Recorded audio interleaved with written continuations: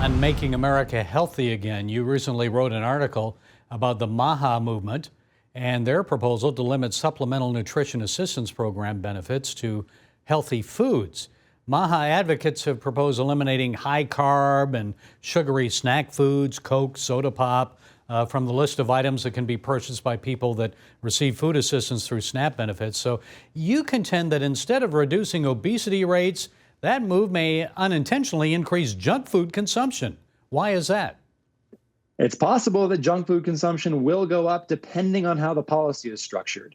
Here's the key economic insight, and here's the cool explanation for the counterintuitive claim that food stamp reform might actually contribute to worse health outcomes. Every time I give you a government voucher for something, food, shelter, clothing, whatever, it frees up $1 worth of your other income to buy anything else with. So when you subsidize food, it might be the case that the people who take those food stamps go to more baseball games. People can spend the additional income in counterintuitive and often unexpected ways. We give people food stamps. We expect that they're going to spend more on food, but we forget that they probably have some additional sources of income which have now been released from food that can be used to purchase anything else. So this insight also applies to food stamps. Remember, they're going to need congressional approval to fundamentally restructure the program. What if, to tout their working class populist bona fides, they increase the total amount of benefits, but also take away food stamp spending on junk food? So it seems obvious that if you take away spending on junk food, that should result in less junk food spending, but you've increased the total amount of the food stamp. So other income can then be used to purchase those Snickers and sodas and Pringles. And the net result is that people don't scale back their consumption at all. You've just given them the means to afford other things. And Alexander, quickly on the issue of taxes, it's that time of year again, April 15th, federal income taxes are due. Are Americans paying more this year compared to last year? And how likely do you think Congress would be to extend the Trump tax cuts? How much Americans are paying is going to depend on a variety of factors, and ultimately depends on how well the economy is doing this year compared to last year.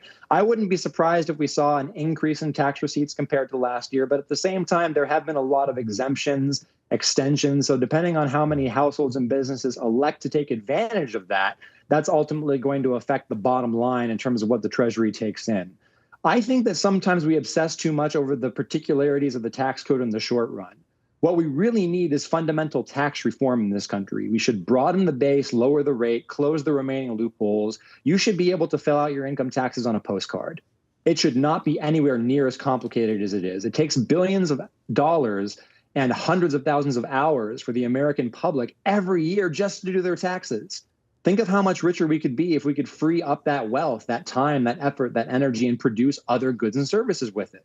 This is really just a sink, and I think that the U.S. tax code is a mess, partly because it's so complicated, because legislators seem to want to use the tax code not to raise revenue, but to make social policy. And I think that that's a fundamentally misguided approach. You want to make sure the tool matches the needs of the trade. Taxes are about raising revenue. Let's not try and do social engineering just to make the tax code more complicated.